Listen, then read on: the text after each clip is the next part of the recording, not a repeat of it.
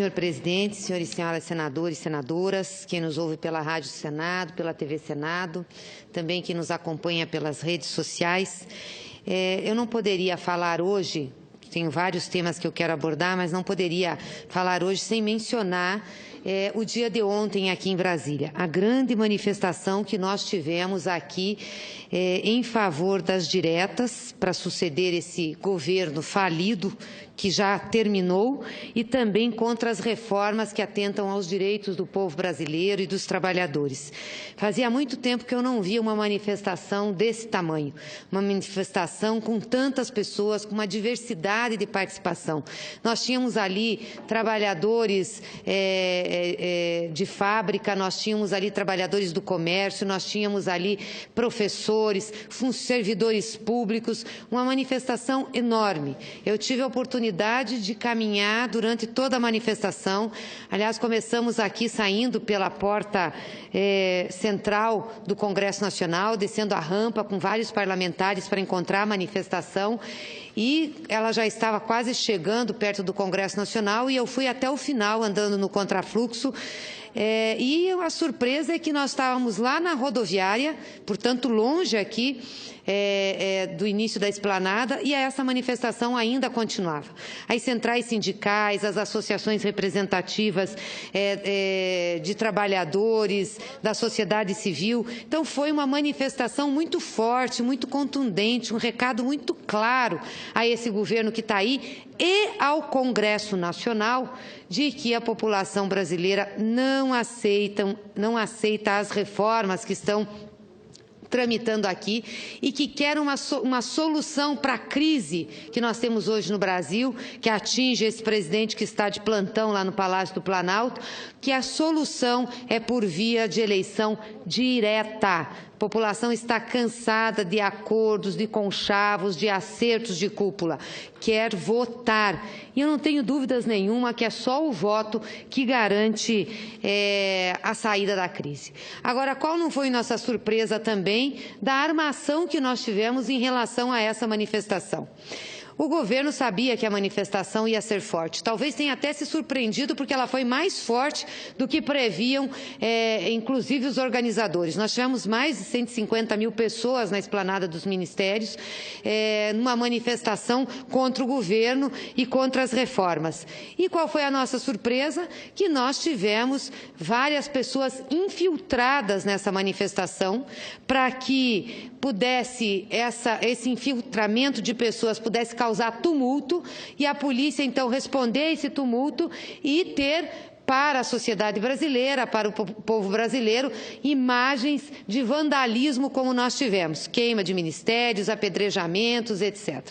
A senadora Vanessa já falou aqui, outros senadores já falaram que eles estavam no caminhão no momento em que se deu o primeiro confronto aqui perto da esplanada e ela disse claramente, a polícia poderia ter contido, eram poucos aqueles que estavam causando tumulto, fazendo enfrentamento com a polícia, eram muito poucos. E a polícia optou por não fazer. Nós temos vídeos, inclusive, de pessoas que estavam fustigando a polícia militar, que estavam jogando objetos, jogando pedras na polícia militar e que quando a polícia militar vai para o confronto, as pessoas não fogem. Muito pelo contrário, vão para o lado da polícia para tentar se proteger, mostrando que são infiltrados. Nós já tivemos infiltramentos em outras manifestações. Vocês lembram aqui, se eu não me engano, era, não sei se agente da Polícia do Exército, da Marinha, enfim, que estava infiltrado em manifestações lá em São Paulo e foi descoberto.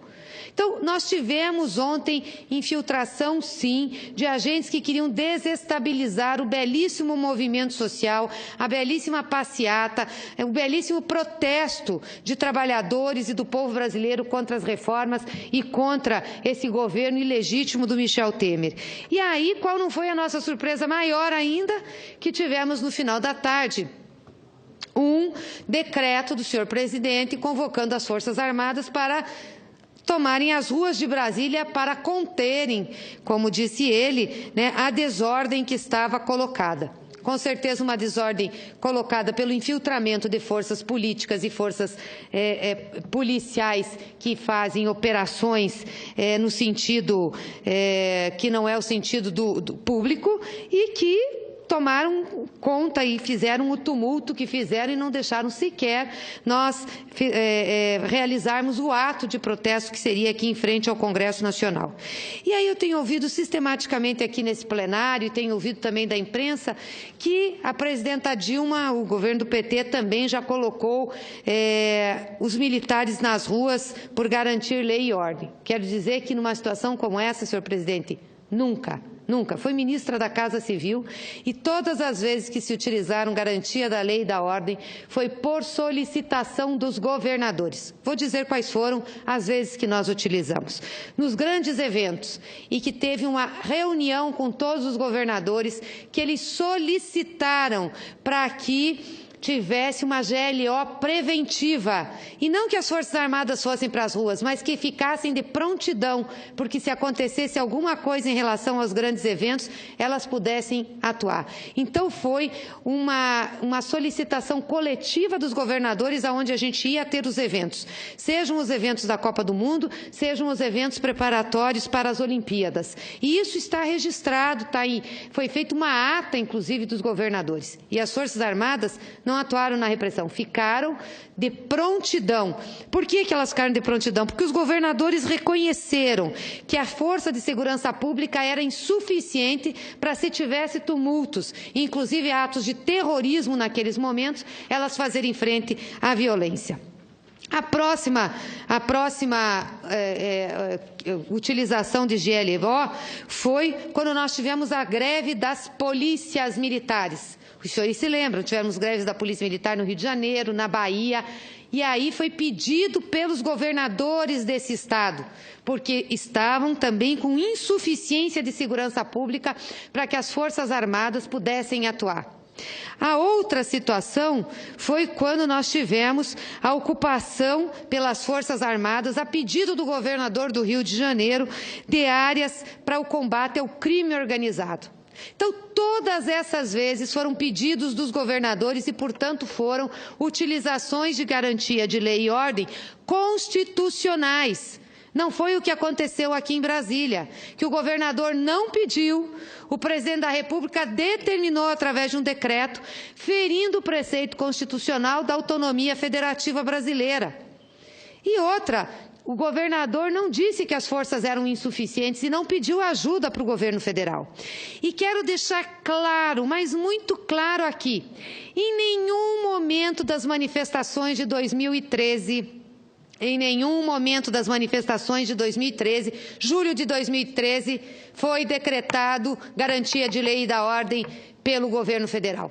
Nós não colocamos o Exército nas ruas, as Forças Armadas nas ruas. E os senhores lembram o tamanho da manifestação. Inclusive, manifestação na frente desse Congresso, que atravessou o lago, que veio para cima do Congresso Nacional, e nós não colocamos os militares. Foi a Polícia do Distrito Federal, com o auxílio da Força Nacional de Segurança Pública. Vou repetir de novo, com auxílio da Força Nacional de Segurança Pública, que não tem as Forças Armadas, é que deu conta de fazer a segurança naqueles eventos.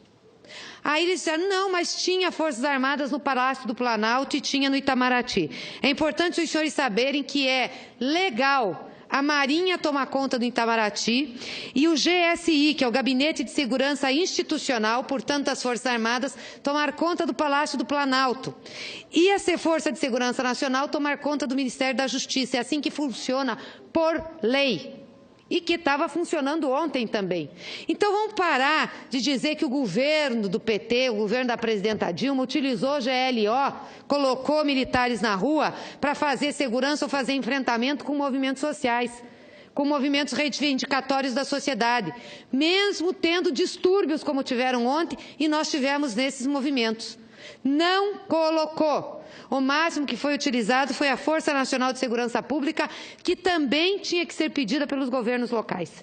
Então, para a gente deixar bem claro aqui, nós não tratamos reivindicações sociais, nós não tratamos os movimentos sociais com força policial dessa monta. Não criminalizamos os movimentos sociais. Isso é um país democrático. Nós aprendemos a viver na democracia. E nós temos forças policiais nos estados e também com a Força Nacional de Segurança Pública capaz de deter distúrbios como nós tivemos ontem. Aliás, nós tivemos pela internet vinculação de imagens com o Ministério pegando fogo, que não eram do Ministério pegando fogo. As imagens divulgadas para dizer que era do Ministério pegando fogo era do Instituto Nacional de Seguridade Social do ano passado, que pegou fogo e que não foi por nenhuma manifestação. Então é bom para a gente saber como os fatos são manipulados, como esse governo, para se proteger, para querer mostrar autoridade, para querer tirar de foco da opinião pública as denúncias que estão pesando sobre ele, utilizou as manifestações de ontem, infiltrando gente, fazendo com que tivesse distúrbios e depois colocando as Forças Armadas. Mas isso não prevalece, porque o barco da verdade não afunda. Ele pode balançar bastante, mas afundar ele não afunda. E ele revogou o decreto hoje porque não tinha justificativa. E vou dizer mais, porque as Forças Armadas também não aceitam isso. Aliás, tem já manifestação do general Vilas Boas dizendo já da falta de conversação interna no governo sobre a medida tomada ontem. As Forças Armadas não são para fazer policiamento de rua, nunca gostaram de fazer isso, e não é o papel que eles têm. Então, para deixar bem claro isso, que nós nunca utilizamos garantia de lei e da ordem, nunca utilizamos as forças de segurança nacional, são as Forças Armadas, para fazer esse enfrentamento a movimentos sociais ou para fazer enfrentamento a distúrbios decorrentes de manifestações. Em segundo lugar, queria dizer também do momento grave que nós vivemos. O senador Paulo Rocha já colocou essa situação do Pará, que 10 pessoas foram mortas. Eu também relatei outras situações que nós tivemos. E hoje nós também tivemos uma situação muito ruim lá em Curitiba, onde a sede do PT sofreu o seu quarto atentado. Foi uma tentativa de incêndio à sede, de invasão. Falei já com o nosso presidente eleito lá, o ex-deputado doutor Rosinha, já está tomando as providências necessárias, inclusive junto à polícia, chamou uma coletiva de imprensa, soltou uma nota. Esse tipo de atentado não combina com a democracia. É de gente intolerante, que não conhece a história de lutas que tem o povo brasileiro e que tem o Partido dos Trabalhadores. E se essa gente está achando que vai nos intimidar, esqueça, não vai nos intimidar. Nós enfrentamos a ditadura militar, nós já enfrentamos situações mais complexas nesse país. Não é com atos assim que vai nos intimidar. E que nós vamos apurar e vamos chegar, sim, aos responsáveis. Até porque nós temos as fitas de vídeo das câmaras de segurança da sede. Então, não vão nos intimidar. Quero deixar isso muito claro aqui, nós não temos medo desse tipo de atuação, mas quero registrar o meu protesto em relação a isso e a minha solidariedade aos companheiros dirigentes estaduais do PT do Paraná. E, por último, eu quero falar sobre a tramitação malfadada desta reforma trabalhista que nós estamos vendo no Senado. Nós somos iludidos aqui, senador Lindbergh, porque quando chegou a proposta, vários líderes, inclusive líderes do governo, disseram que nós íamos ter tempo de discutir essa reforma trabalhista e que ela ia tramitar por 2 comissões, conseguimos a tramitação por uma 3ª comissão e que nós teríamos audiências públicas para fazer esse debate com a sociedade. E aí o que aconteceu? As audiências públicas foram marcadas por eles, sem uma grande discussão conosco, e foram marcadas todas numa mesma semana, como se isso resolvesse o problema de discussão. E na CAI, que é uma das discussões mais importantes, porque se refere ao impacto da economia, o impacto que a gente tem na vida das empresas e dos trabalhadores, estão fazendo um pedido de urgência, não, porque eles não fizeram, disseram que não iam fazer e não fizeram, mas estão fazendo um rito de urgência sem ter aprovado um decreto. O que aconteceu na CAI essa semana é um desrespeito ao povo brasileiro. E não adianta os senadores vir aqui dizer, não, porque teve briga. Estou cansada de ver briga dentro desse Congresso Nacional, cansada de ver briga dentro desse plenário da Câmara. E muitas vezes ocasionados por eles, que eram oposição ao governo Dilma, ao governo PT, ao governo Lula. Quantas vezes não fizeram aqui brigas, quantas vezes não quiseram sair no braço? Aí lá da cá e agora se fazem como vítima. A violência foi contra o povo trabalhador. Não leu o relatório, dá como lido, fraudando a ata e as notas taquigráficas de uma reforma, de um projeto de lei, que é um projeto de lei com uma gravidade imensa em cima do direito das pessoas, gente. Nós não estamos falando de um projeto de lei simples, nós estamos falando de um código que trata do direito dos trabalhadores. Com que legitimidade faz isso? Fraudam uma ata e uma nota taquigráfica para ganhar prazo regimental? Eu queria avisar aqui que não vai ser fácil na terça-feira naquela Comissão de Assuntos Econômicos. E não vem de chororô, não. Nós não vamos aceitar fraude. Não vamos aceitar fraude contra o direito dos trabalhadores. Não vamos aceitar fraude contra os direitos do povo. Nós vamos brigar. Se tem uma coisa aqui que nos faz brigar, é o direito dos trabalhadores. Por isso nós fazemos política. Concedo uma parte, senador Lindbergh. Senadora Gleisi, eu fico impressionado nessa discussão da reforma trabalhista, porque o centro todo são os trabalhadores mais pobres. 71% dos trabalhadores no Brasil ganham até 2 salários mínimos. Tem um ponto aqui que é extremamente perverso. É a figura do trabalhador autônomo exclusivo. Porque hoje você pode ser autônomo. Você trabalha para várias pessoas. Só que agora não. Eles querem que você, trabalhando para só um patrão, com exclusividade, eles colocaram essa figura para quê? Para transformar aquele trabalhador que tinha direito de 44 horas semanais e 8 horas por dia, ele vai virar pessoa jurídica. Ele não vai ter direito a férias, não vai ter direito a 13º, não vai ter direito a FGTS. Vossa Excelência tem dito aqui reiteradamente que primeiro a gente tem que discutir os privilégios dos altos cargos do funcionalismo público. Vamos parar essa reforma. Vamos discutir a nossa situação, Congresso Nacional, Poder Judiciário, Ministério Público. Nós topamos um acordo. Vamos cessar agora essa tramitação dessa reforma trabalhista e vamos discutir isso. Porque nem o teto de salário a gente conseguiu aprovar. Está lá na Câmara. Tem juiz que ganha 70 mil reais. Tem desembargador que ganha 80 mil reais. Agora, nós vamos acabar com as férias dos trabalhadores, com o 13º. Férias, inclusive, férias de juiz, presidente, são 2 meses e meio. Nossas férias aqui, 2 meses. Eu apresentei um projeto, mas que não é pautado, para limitar o recesso a 30 dias. Eu quero ver qual a autoridade desse Senado Federal para dizer que o trabalhador agora não tem mais 1 hora de almoço, meia hora. Os senhores não têm condições de aprovar isso. Aumentar a jornada diária, senadora Gleisi, de 8 horas para 12 horas. Esse projeto é criminoso. Se existisse vergonha na cara nesse parlamento e nesses senadores, nós pararíamos imediatamente a tramitação dessa matéria. Iríamos discutir os altos salários do funcionalismo público. Esse aqui está todo mundo de olho fechado. Ninguém quer discutir. Ninguém aceita discutir a situação dos parlamentares, do Poder Judiciário, do Ministério Público. Eu cumprimento Vossa Excelência. Vossa Excelência tem sido uma batalhadora dessa resistência contra a reforma trabalhista. E, de fato, o que eles estão querendo fazer em relação àquela ata que Vossa Excelência apresentou uma questão de ordem, que uma ata fraudada, não foi concedido vistas em nenhum momento. Tem as câmeras. As câmeras estavam ligadas. É fácil para o presidente Eunício Oliveira responder a questão de Vossa Excelência pedindo o material, as câmeras, a filmagem está lá, não houve pedido de vistas. Se eles quiserem novamente tratorar, nós vamos ter outra reunião com conflitos, porque nós não vamos aceitar. Estão rasgando o regimento, estão fraudando ata.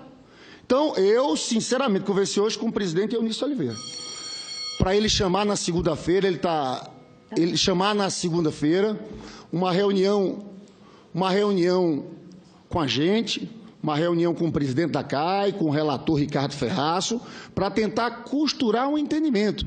Porque esse Senado Federal não vai ser assim. Não é Romero Jucá achando que vai tratorar todo mundo, porque eles queriam aprovar aquilo. Batendo na mesa. Batendo na mesa, como fez ontem. Nós vamos resistir. Nós não vamos aceitar que um governo desmoralizado como esse passe por cima do regimento e tente votar na próxima terça-feira. Então, eu estou avisando hoje, quinta-feira, se a gente quiser organizar a próxima terça-feira da CAI, tem que começar uma série de negociações, porque do jeito que eles querem, nós não vamos aceitar. Nós vamos ter outra reunião como terça-feira passada. Muito bem, senador Lindbergh. Eu acho que é importante a gente dizer isso. Nós queremos conversar e queremos chegar a um acordo sobre a tramitação dessa proposta, que nós vamos ser contra essa proposta. O que nós não vamos admitir é que passe goela abaixo como estão querendo fazer. Não pense o senador Romero que gritando aqui, batendo na mesa, ele vai conseguir alguma coisa. Não pense mesmo, porque não vai conseguir. Nós vamos resistir. Senador Paim. Senadora Cleícia Hoffmann, eu estava na presidência da CPI, da Previdência, e somente por isso que eu não estava aqui no momento que Vossa Excelência encaminhou a questão de ordem. Eu, de forma muito resumida, quero dar esse depoimento. Eu estava bem na frente do meu querido amigo e senador Tasso Gereissati. Estava também bem na frente do relator. Naquele conflito todo que estava, todos sabem que eu tentava ali, até pela minha idade, né? Não conseguia fazer a mesma luta que, por exemplo, que o Lindbergh fez lá. Nem conseguiria nem se quisesse. E eu estava ali, segurando um, segurando o outro, tal. E eu vi um momento que o senador Tasso Gereissati, no qual ele sabe da seriedade. Eu nunca diria isso se eu não tivesse visto. Eu estava ali. E eu sabia o que ia acontecer. Eu sabia. O senador Tasso Gereissati disse, está aberta a sessão. O senador Ferraço, fora do microfone, disse, dei por lido o meu relatório. E o senador Tasso Gereissati disse, está encerrada a sessão. Isso mesmo. Foi isso que aconteceu. Isso mesmo. Eu estava ali. E pessoas que estavam lá gravaram. Eu estava lá. Eu só dou esse depoimento não para querer fazer nenhuma fala aqui de hostilidade. Pelo contrário. Eu acho que nós temos que conversar na segunda ou na terça mesmo, antes da reunião, construir um entendimento que permita que o relator leia o seu relatório. A gente pode começar a discutir. Sabemos que só temos um pedido de vista. Faremos o pedido de vista e vão marcar a data para votação. É assim. Podemos perder ou ganhar. Só o que nós não queremos é que eles não respeitem a minoria. Por que deu todo aquele conflito naquele dia? Porque havia dois requerimentos, nós só queríamos votar os dois. Um que, inclusive, da Vanessa Grassotin, que mandava a pensar as outras matérias que tratavam do mesmo tema. Aí deu o conflito. Por isso que eu já concluo só dizendo, foram frases curtas e rápidas. Eu cá comigo dizia, pensei quando houve aquela decisão, não pediram vista. Tanto que falei em seguida com Vossa Excelência. Exatamente, Vossa Excelência me procurou não falar isso. pediram vista, não pediram. Agora, se depois, devido à tensão do momento, resolveram botar na ata que foi pedido vista, não foi pedido. Eu confio muito no senador Tasso Gereissati. Eu tenho certeza que ele vai ajudar nessa construção de bom senso para todos, para todos. Lê, pede vista e vão ver qual é o dia. Naturalmente, vamos debater as emendas e o próprio relatório e vamos marcar o dia, a hora da votação.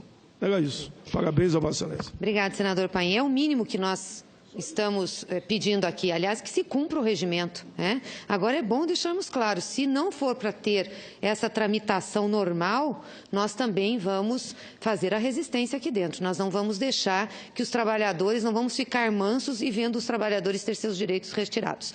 E, para encerrar, eu só queria deixar claro aqui também, porque tem uma especulação na imprensa, que o PT não está conversando com ninguém sobre a possibilidade de realização de eleição indireta para suceder esse governo que está caindo, que, aliás, já caiu, que já devia ter saído do Palácio do Planalto. Não deu autorização a ninguém para falar com quem quer que seja sobre uma sucessão indireta. A nossa posição é clara, senador Paim. Nós queremos eleição direta. Só o voto popular salva a crise que esse país está metido. Mas eu fico pensando por que tem tanta fofoca na imprensa querendo essa saída da indireta. Porque o pessoal está vendo crescer o movimento pelas diretas. Nós vamos ter um comício agora, um ato mandato no Rio que vai ser grandioso, não tenho dúvidas disso, e vai ter pressão sobre essa casa. Aí aqueles que estão acostumados a sempre resolver os problemas do Brasil nos pequenos grupos e sempre com interesses deles, estão começando a se movimentar e querem incluir o PT nesse tipo de converscote e conversa. Nós conversamos com todo mundo, mas não vamos nunca conversar sobre ter uma sucessão aqui por eleição indireta. Nós queremos diretas, nós queremos o voto popular para salvar esse país da crise. Muito obrigada.